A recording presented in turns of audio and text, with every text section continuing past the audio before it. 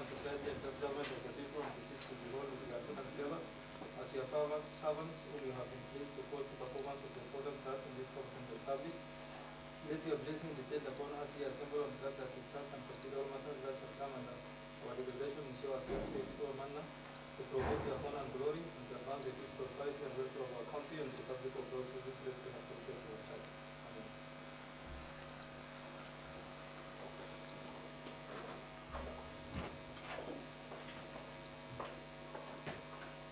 You sit.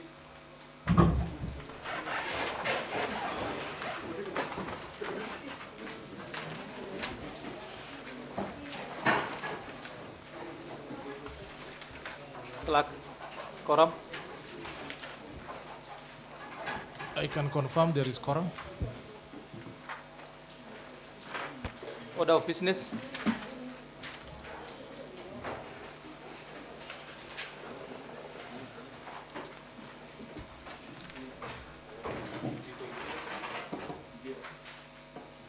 Administration of vote, communication from the chair, messages.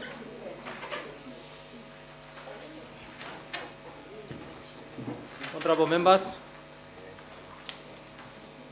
communication from the chair, the Republic of Kenya, the County Assembly of Marsabit, 3rd County Assembly, Tuesday, 8 November 2022.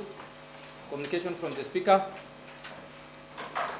Responses from EACC on nominees for County Executive Committee and the County Attorney. Honorable members, I have communication to make regarding the list of nominees of various petitions as the County Executive Committee members and the County Attorney, appointment of person to the County Executive Committee pursuant to Article 179(2)(b) at the Constitution of Kenya 2010. Honorable members, Article 179(2)(b) of the Constitution of Kenya 2010 states, the County Executive Committee consists of the members appointed by the County Governor and with the approval of the Assembly from among the persons who are not members of the County Assembly. Section 4 of Public Appointments County Assembly Approval Act states, an appointment under the Constitution or any other law for which the approval of the County Assembly is required shall not be made unless the appointment is approved by the relevant County Assembly in accordance with this Act. Honorable members, the Clerk of the County Assembly of Marsabit sent a letter to EACC requesting for the office to furnish the Assembly with the report of nominees via the letter dated 19th October 2022 on the nomination of the County Executive Committee members and the County Attorney. Honorable members, I am in receipt of the said response from the EACC and I shall now read it to the House. Ethics and Anti-Corruption Commission, reference number EACC 7/10/5, volume XX151, 7th November 2022. The Clark County Assembly of Marsabit, request for reports on nominees for the County Executive Committee. Your letter reference MCA/HB/General 032 dated 19th October 2022 on the above subject matters. Please note that the Commission has not undertaken any investigation pursuant to its mandate against the listed, nor has it recommended prosecution of any of them. Number 1, Ambaro Abdullahi Ali, ID number 956373, Department Education, Skill Development, Youth and Sports. Guyo Gurach Molu, ID number 21584441, Transport, Roads, Housing and Public Works. Boru Grace Galmo, ID number 220435, 3250, Health Service. Galwab Armar, ID number 24175118, Administration, Coordination of County Affairs and ICT. Hussein Ali Hussein, ID number 28074637, Agriculture, Livestock, Fisheries and Development. Ledani Jeremy, 22, ID number 22820767, Tourist, Culture and Social Service. Adanil Bodoche, ID number 20161520, Trade, Industry and Enterprise Development. Adan Guyo Kanano, ID number 10432157, Water, Environment and Natural Resource. Amina Chala, ID number 25518442, Lands, Energy and Urban Development. Flavia K. Gakone, ID number 27474347, Office of the County Attorney. However, the Commission received adverse report against Malichiboru Wario of ID number 9558431, and investigations are underway. The information provided herein is based on record available as of 7th November 2022. Honorable members, I will now call upon the clerk at the table to proceed to lay on the table of the County Assembly the said report.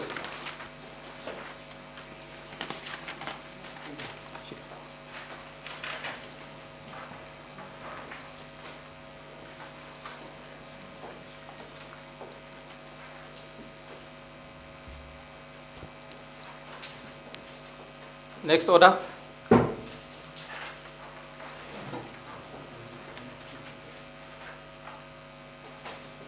Messages, petitions, papers, notice of motion.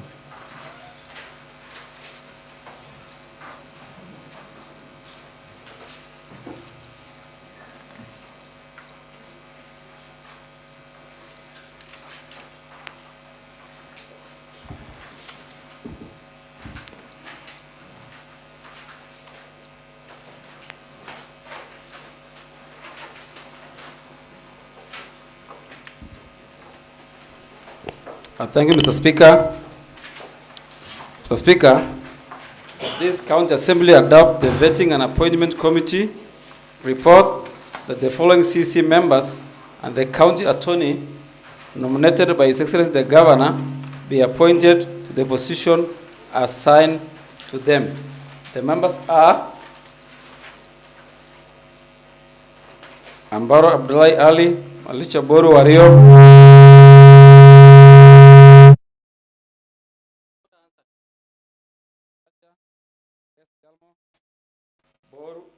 Grace Galmo Boru, Armara Galwab, Hussein Ali Hussein, Edan Jeremy, Adan Ribodoche, Adan Guyo Kanano, Amina Chala, and Flavia K. Gekone, Office of the Attorney. Thank you, Mr. Speaker. Honorable members, that this County Assembly adopts the Vetting and Appointment Committee reports that the following CEC members and the County Attorney nominated by His Excellency Governor be appointed to the position assigned to them. The members, the nominees are as follows: Ambaro Abdullahi Ali, Malichiboru Wario, Guyo Guracha, Grace Galmo Boru, Armar Garwab, Hussein Ali Hussein, Ledema Jeremy, Adan Irbodoche, Adan Guyo Kanano, Amina Chala, Flavia Gay Kikone. Honorable members, the report will be tabled by committee majority leader to proceed and table report.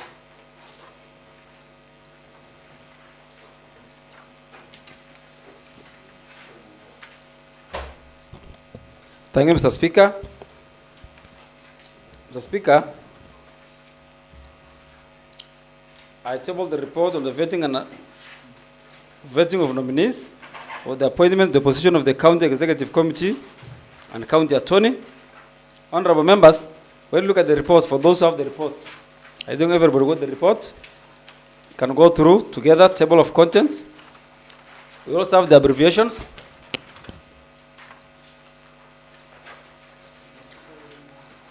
List of annexes. Order, honorable member. Order, honorable Tamasot.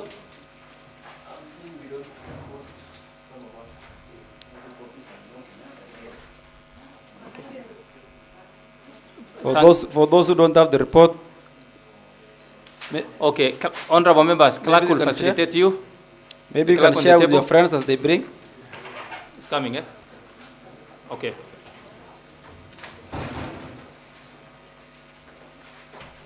You can also see list of laws.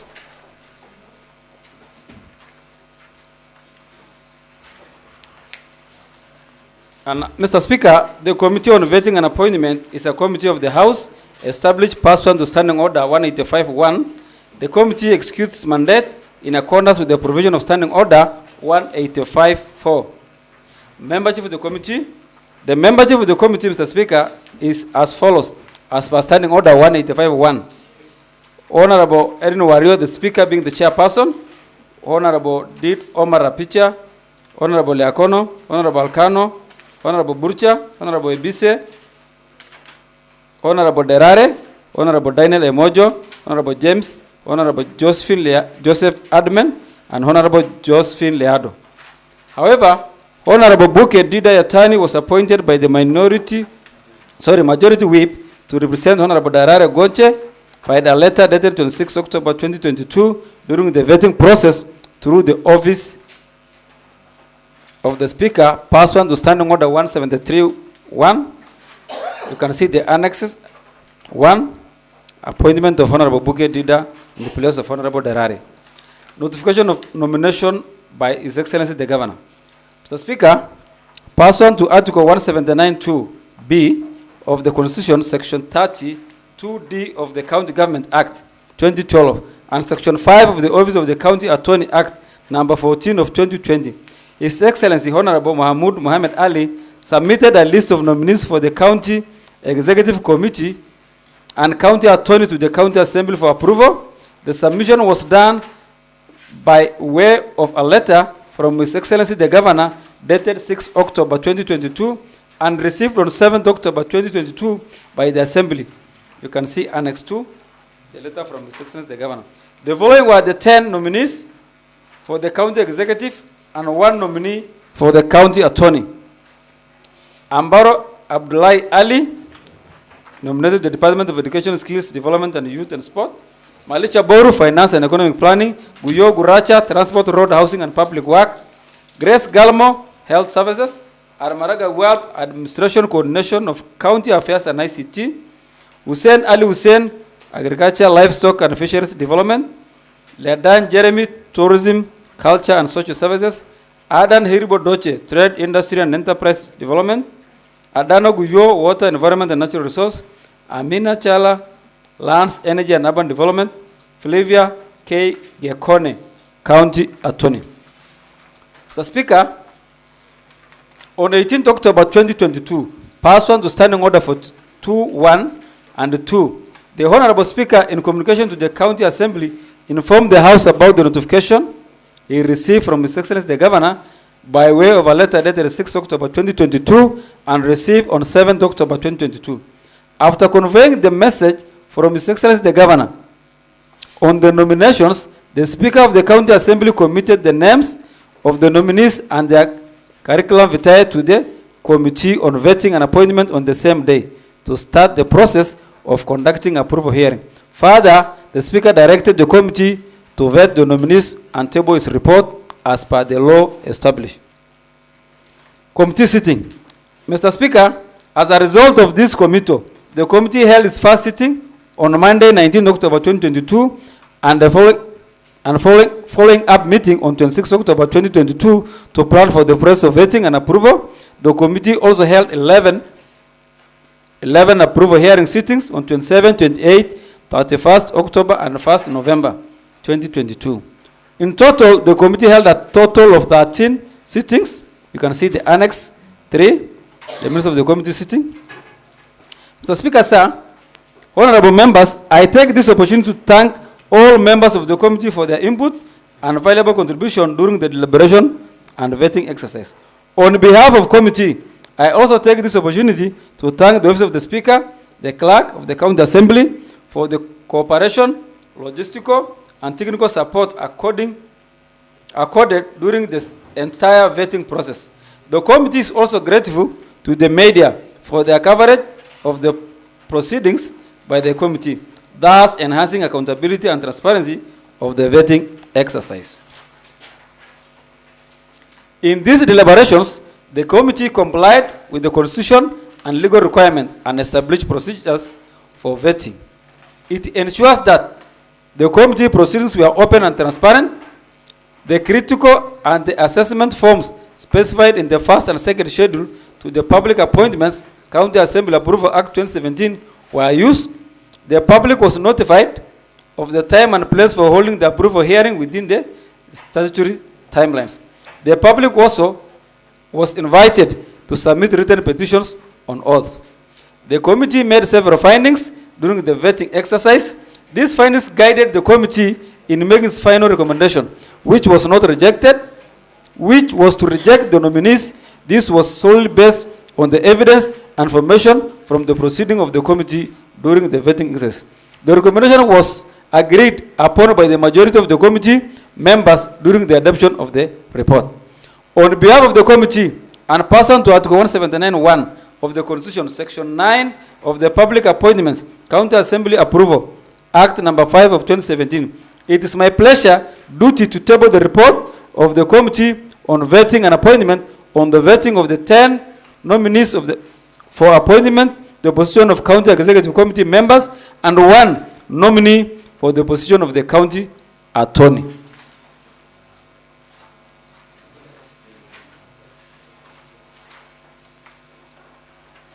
Establishment of the office of the County Executive Committee and County Attorney. Now, when you look at your reports, for those who have page 5, Article 179 of the Constitution provides that the executive authority of the county is vested on the exercised by County Executive Committee. The County Executive Committee consists of the members appointed by the county governor with the approval of the Assembly from among persons who are not members of the Assembly. The number of members appointed under Article 179(2)(b) shall not exceed 1/3 of the number of the members of the County Assembly if the Assembly has less than 30 members, or 10 if the Assembly has 30 or more members. Equally, Section 35(1) of the County Government Act 2012 provides that the governor shall, when nominating members of the county executive, ensure that to the fullest extent possible, the composition of the executive committee reflects the community and cultural diversity of the county and take into account the principles of affirmative action as provided for in the Constitution. Section 4 and 5 of the Office of the County Attorney Act 2022 provides that there is established in each county the Office of the County Attorney, which is an office in the county public service. The office shall consist of county attorney, the county solicitor, such that the number of county legal counsel as the county attorney may, in consultation with the county public service board, consider necessary. Section 5, appointment and qualification appointment of county attorney. The county attorney shall be appointed by the governor with the approval of the county assembly. A person qualified for appointment as county attorney if such person meets the requirement of the Chapter 6 of the Constitution, an advocate of the High Court of Kenya of at least 5 years standing, and the county attorney shall take and subscribe to the oath or affirmation as set out in first schedule to this act before assuming office. Mr. Speaker, pursuant to Article 179(2)(b), Section 32(d) of the County Government Act 2012, Section 5 of the Office of the County Attorney Act Number 14 of 2020, His Excellency the Governor Mahmoud Mohamed Ali submit a list nominees for the Marsabit County Executive Committee member to the County Assembly for approval, and the submission was done by way of letter dated 6 October 2022 and received on 7 October 2022 by the Assembly. The letter provided for the names of the 10 nominees to serve in the County Executive Committee member and 1 nominee to serve as County Attorney. On 18 October 2022, pursuant to Standing Order 42(1), the Speaker of the County Assembly conveyed the message to the House from His Excellency the Governor over the nomination. After conveying the message from His Excellency the Governor, the Speaker of the County Assembly forwarded the names of the nominees and their curriculum vitae to the Committee on Vetting and Appointment on the same day to start the process of conducting approval hearing. Further, the Speaker directed that the Committee on Vetting and Appointment consider the list of nominees and report its finding to the House within 21 days from the date in which the committee first sits to consider the nomination. Notification to the public and relevant institutions. On 20th October 2022, the clerk of the County Assembly passed on to section 7.4 of the Public Appointment County Assembly Approval Acts number 5 of 2017, notifies the nominees of the time and the place of holding the approval hearing. The committee, through the clerk, also placed a notification in 2 print made of national circulation, daily, Order, national, and members. standard, and a letter to the local FM radios informing general public of the intention of the County Assembly to conduct approval hearing pursuant Section 8, 1A, B of the County Government Act and Section 7, 5 of the Public Appointments County Assembly's Approval Act number 5 of 2017, which allows the public participation in committee proceedings.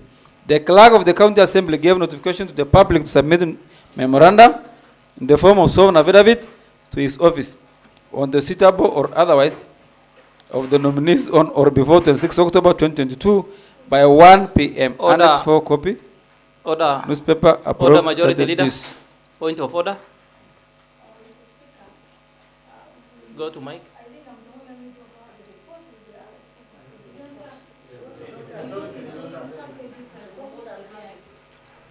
Order. Order, Mheshimiwa Sadia. The same query. Honorable Speaker, I think many members have floating on this house because we don't have any report. They are Clerk. just floating. We need a copy each of us. Pardon, clerk. What? Okay. We are waiting for more copies from the printer. You just bear The with clerk us, of the please. County Assembly wrote to ACC, filed a letter dated 19, I think. The speaker communicated that. Collection of the submission of the questionnaire. Questionnaires are collected. Order, order, honorable member. We request the majority leader just to highlight, we all agree, just highlight that information. It will take us too long. I summarize. Thank you very much.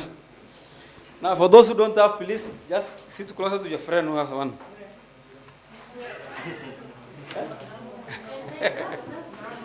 Mr. Speaker, this is a very big concern. Yes. For those who are doing this work, they need to do it faster.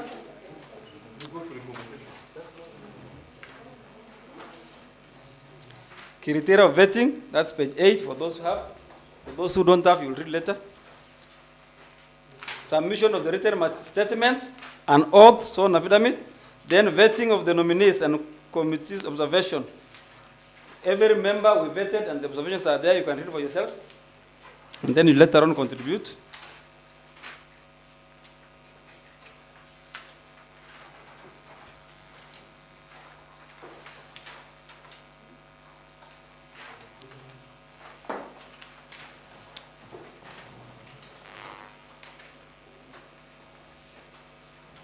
Page 18. Mr. Speaker, somebody's just, I don't know whether there is a visitor here.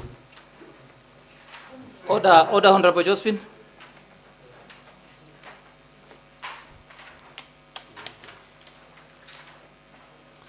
Committee findings, that's page 18. Now, the committee, having considered the nominees' field vetting questionnaire forms pursuant to Section 7, 9 of the Public Appointments, County Assembly Approval Act 2017, the curriculum vitae, and the having had individual nominee oral submissions on oath by majority of the committee members, 6, made the following observation. That's in the Annex 8. The appointments does not reflect the community and cultural diversity of the county in accordance with Section 35(1)(a) of the County Government Act number 17 of 2012. The governor shall, when nominating members of the executive committee, ensure that to the fullest extent possible the composition of the executive committee reflect the community and cultural diversity of the county. Number 2, the appointment authority did not put into consideration the representation of the minorities according to Section 35, 2B of the County Government Act number 17 of 2012. It says, the County Assembly shall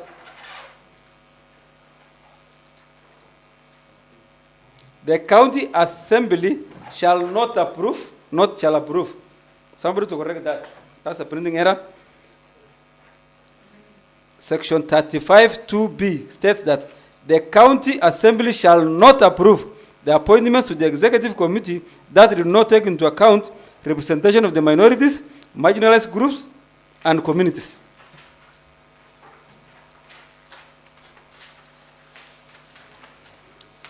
The appointments do not put into consideration regional and ethical balances, where out of 10 nominees, 6 are from Moyale sub-county. In addition, out of 14 ethnic groups in the county, only 5 major tribes benefited. Persons living with disability, youth, and women were represented. The two-third gender rule was complied with in accordance with Section 35(2)(a) of the County Government Act number 17 of 2012. The County Assembly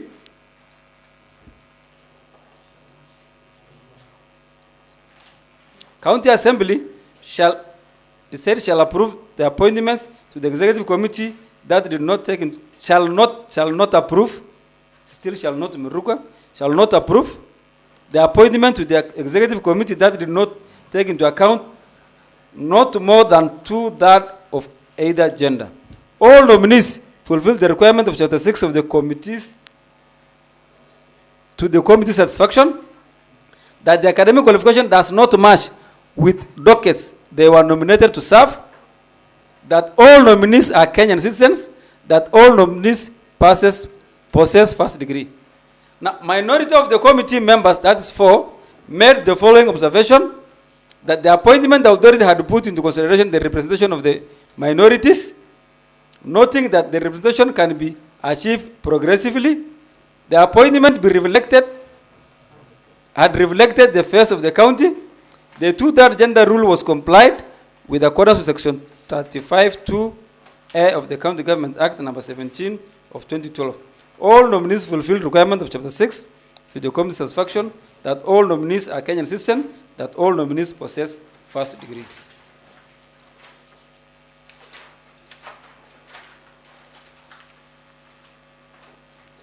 The committee recommendation. Pursuant to Section 35 of the County Government Act 2012, Section 9(2) of the Public Appointments, County Assembly Approval Act 2017, and Standing Order number 185(4) of the committee recommends that this County Assembly adopt the report of the Committee on Vetting and Appointments. With the 6 committee members, majority rejects the nominations of the following for the appointments to respective departments. 1. Ambaro Abdullahi Ali, Malisha Boru, Wario, Guyo, Guracha, Grace Galmo, Armara Galwab, Hussein, Ali Hussein, Ledan Jeremy, Adan Hirbo Doche, Adan Guyo Kanano, Amina Chala, and Flavian Gekone. The 6 committee members who are the majority include Honorable Yakono, Honorable Kano, Honorable Burcha, Honorable Bise, Honorable Josephine, and Honorable Leruk. Minority, dissenting opinion of the approval of the 11 nominees, that the following 4 committees members recommended minority or dissenting opinion that they are in the 4 approval of the 11. Honorable Dida, Honorable Emojo, Honorable Korea, and Buke Yatani. We, the undersigned members of the County Assembly Committee on Vetting and Appointment, pursuant to Standing Order 184, hereby adopt this report and append our signatures in agreement with the observation and recommendation herein. Thank you, Mr. Speaker. Honorable members, that's the report given by the Vetting and Appointments Committee. The committee sat down in all the lists that you are told, and this is the report they came in, so it's now upon the House. This is a committee report. These are people who are vetted to give service to Marsabit County. So I've laid out the report. Maybe Mr. Leru can second me before I continue. Thank you. So it's up to you. When you look at the majority, they have made their recommendation. Minority have made their recommendation. I'm sure in this House we will make the same recommendation. Everybody have his own recommendation.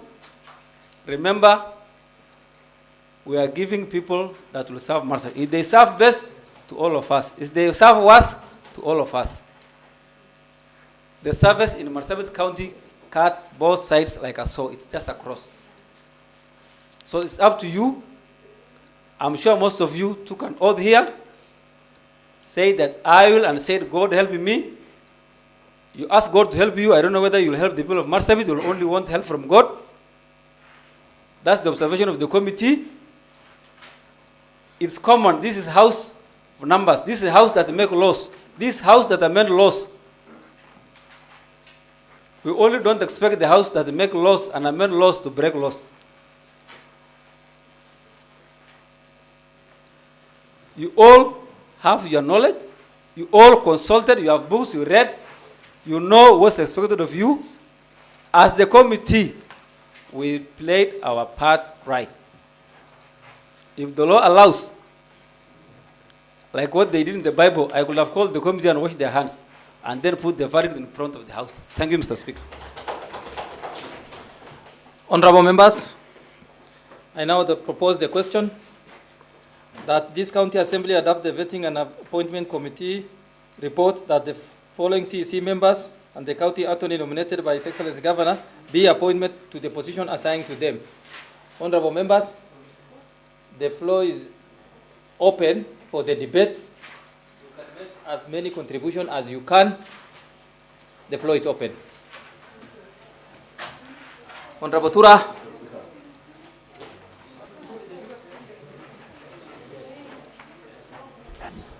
Order, honorable members. Thank you, Mr. Speaker.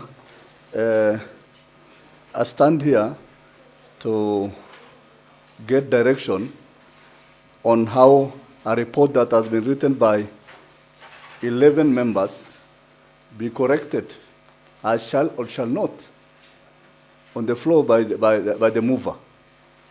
I still think we need to be guided on this.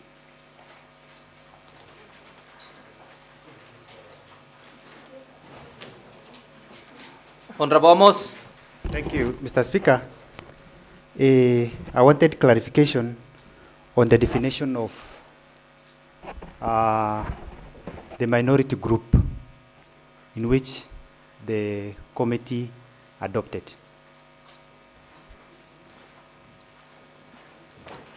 Honorable Adano. Mr. Speaker, my query is most of us haven't seen the report. I think for a report as important as this, these members ought to have seen this report at least 2 hours before. So we are now discussing a report of a whole committee of the House, which we haven't seen. So as far as I'm concerned, what we are doing is not even procedural. So we need to see the report so that we know we completely scrutinize what the recommendations are. Thank you. Honorable Daniela. There is point of information that I wanted to know. The information that I wanted to know from the chair, from the majority leader is, what was your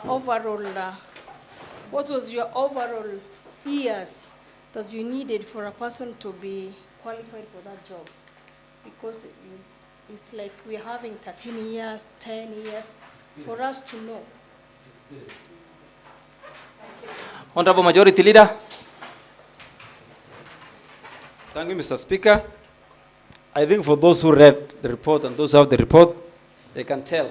When it was advertised, it was very clear, and I'm sure everybody got an advert. The newspaper, if you read newspapers, it's supposed to be 5 years experience to be a CC member, not 5 years in life, but 5 years experience. Secondly, somebody said he wanted to know what minority is.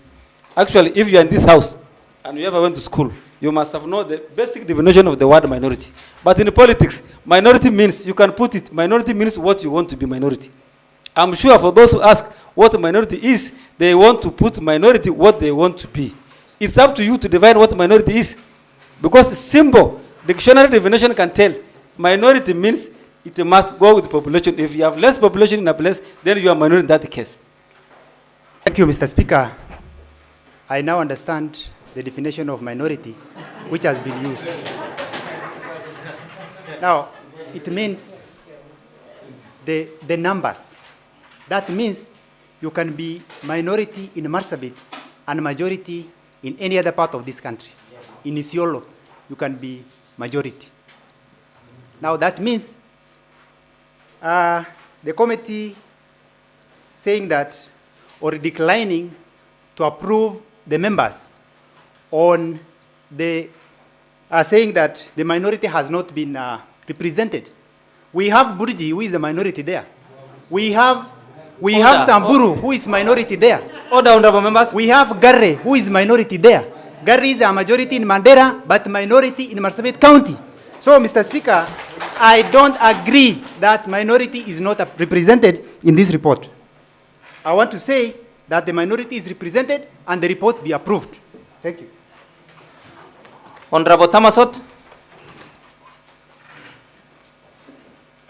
Mr. Speaker, point of clarity. We have time maybe to deliberate this report tomorrow because we did not read the report. I'm just, it's a point of clarity. If we will have maybe a day, can we be given report, we go through, and then we discuss it tomorrow? If not, so then I don't know, but that's my what I want to ask. Thank you. When is this report needed and when the revision of Thank you. Honorable members, for the few queries, Honorable Tura, the question you raised was about the typical error. I think it was just a typo. Honorable Amos, minority, I think you got the right definition of the minority. I think you are true. Honorable Adano, you wanted clarity on the timelines. Honorable Amos, Honorable Tamosot, same again. Honorable members, for the purpose of clarity, this report has to be tabled by today. By midnight, this assembly must table this report. So, for those members who did not go through the report, I'm sorry because we had a technical problem at our printing services.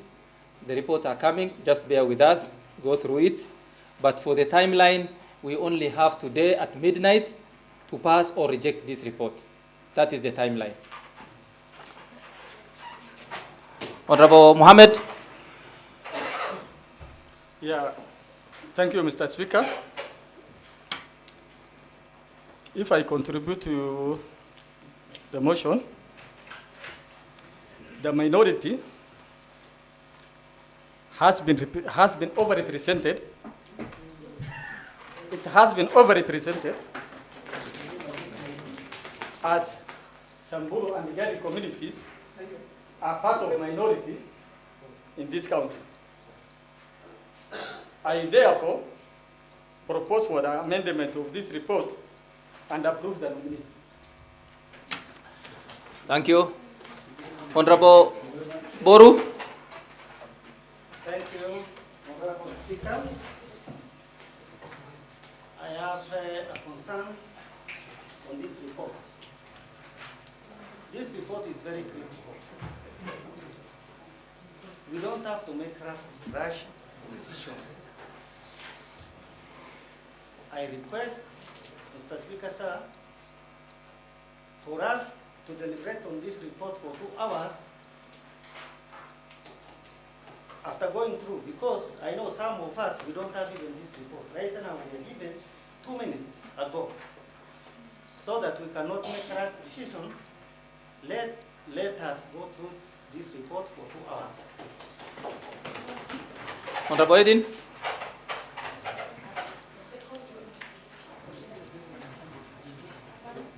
Thank you, Mr. Speaker.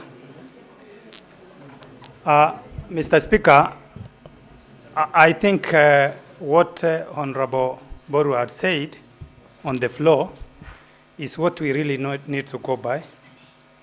Despite the fact that there was, let's say, some hitches with the technical hitches, there also seems to be a deliberate move, because here I have a report which the page ends at page 16. Yes, at page 16. I have a report in my hand, but unless we will be keen, we can just assume that we have a report. Yet it ends at page 16, and the most important pages, which gives recommendations, are not there. So that can never be a technical hitch.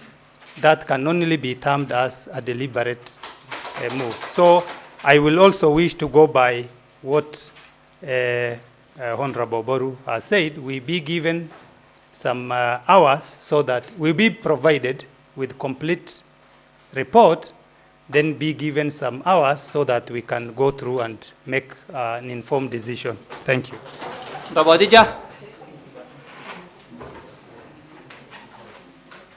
Thank you, Mr. Speaker. Mr. Speaker, according to the report, all the nominees for the CECs, they have the required qualification. They have the first degrees. Mr. Speaker, the youth were well represented in the nominees for CECs. Persons living with disabilities, Mr. Speaker, are well represented. Mr. Speaker, do that gender rule are well adhered to, Mr. Speaker. On the issue of minority, Mr. Speaker, except Rendile Gabra and Borana, Honorable, all the other tribes. Order, Honorable, make use of your mic for the purpose of conversation. Honorable Speaker, except Gabra, Borana, and Rendile, Marsabit County has 14 tribes. All the other tribes are minority as far as Marsabit County is concerned, Mr. Speaker.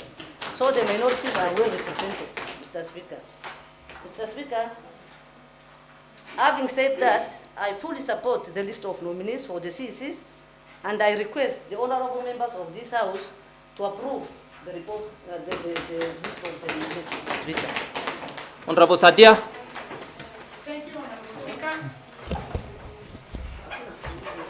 Honorable Speaker, I think we have the same problem with Honorable Johanna and Honorable Edin, because we never got this report on time. We are supposed to receive this report 2 hours before coming to this House. Mr. Speaker, this House is controlled, or it is we are actually following the standing order. And the standing order is very clear. This is a House of laws, and we need to follow the law the way it is. If this report needs to be passed, or these nominees need to be passed, or being rejected, Mr. Speaker, we are guided by standing order, so that we follow the standing order. This report is supposed to be tabled, and all the members are supposed to have a copy. And we requested for the copies, Mr. Speaker, and you can see that many members are also not even in the picture of what is happening. Mr. Speaker, I don't know how it will go, but we need more time, so that we need to go through this report very well, look at it critically, and the members can be able to deliberate on it. We can also come back and deliberate on it, and pass it if we are supposed to pass it. We are here, Mr. Speaker. We don't have, we have time up to midnight. Thank you. And I think we need to be given, we can move as an adjournment motion so that we can come back and deliberate on it. Thank you. Honorable Sora.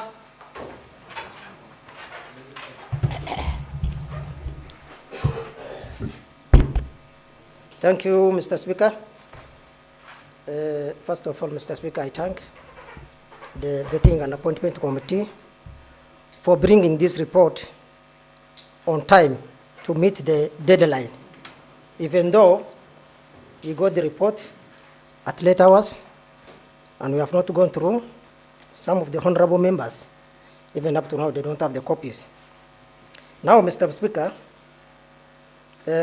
Standing Order number 51, subsection 1, it reads, unless otherwise provided in these standing orders, any amendment to motion which a member wishes to propose is accordance with these standing orders may be moved and, if necessary, seconded at any time after the question upon the motion has been proposed and before it has been put. Now, Mr. Speaker, I'm within the law, within the order, to move amendment motion on the report in the following areas. Mr. Speaker, According to the report,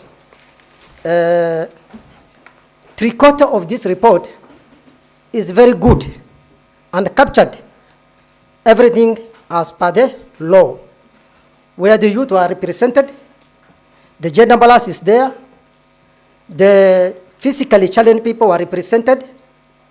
On the side of qualification, all the nominees qualified as per the report. The only area of the consensus is two. One, the area of minority, regional balancing. Now, as by that, I move the amendment motion in these areas. One, as per the majority report. Number one, it reads, the appointment did not reflect the community and cultural diversity of the county in accordance to Section 35(1)(a) of County Government Act number 17 of 2012. Now, I propose the word after appointment did not be deleted to read the appointment reflect the community and cultural diversity of county in accordance to Section 35(1) of County Government Act. Number two, the report reads, the appointing authorities did not put into consideration the representation of the minorities according to Section 35(2)(b) of County Government Act number 17 of 2012. Now, the word after authority did not put into consideration be deleted to replace with considered, to read the appointing authority considered the representation of the minorities according to Section 35(2)(b) of County Government Act number 17 of 2012. Then after that, the county assembly, the majority leader, after he even signed the word approved, is telling us to put not approved. Why? He has already signed to approve here. So, the county assembly. Point of order, Mr. Speaker. Yeah. Anybody addressing the assembly should start with the point of order, not talking like. Order. Thank you, Mr. Speaker. I think this report was made by the Office of the Clerk, and where there's an error, I have right to correct it because it's me who gave the reports as committee. So I know what we say. And if there's typing error, I will just correct it. I'm sure you approved one, you will also approve this. Secondly, order. Point of order. I think the majority leader is not telling us the truth. We cannot believe him. Out of the 11, is the one the most correct person to correct this typo error. If it is, then amendment has to be moved here for the committees to agree with him and so that we buy. It is not approved. It shall not be approved. Than him telling us here alone that this is a typo error. This is what cannot be accepted. And this has a house of rules. And if he has to do it amendment. thank you. Let me move amendments. Mr. Speaker, I said that was a typing error by the clerical officers. If it's amendment, you can do it here. Secondly, Mr. Rare is making an amendment. We need time to debate before we amend. Thank you. Honorable Rare. Thank you, Mr. Speaker, again. Now let me go back where I left it. Now, the county assembly shall approve the appointment to the executive committee that did not take into account. Now, the word approve, let it remain as it is, and the word not should not be added.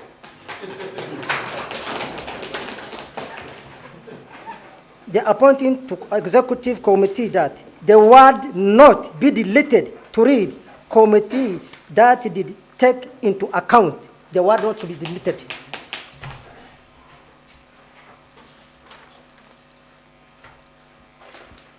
Number 3, it reads, the appointing did not put into consideration regional and ethnic balance, whereby out of the 10 nominees, 6 are from Moyale sub-county. In addition, out of the 14 ethnic groups in the county, only 5 major tribes benefited. Now my amendment, the word after appointment did not put into consideration be deleted to replace the word considered there. To read, the appointment considered the regional and ethnic balances whereby, then the word after whereby all up to the end be deleted.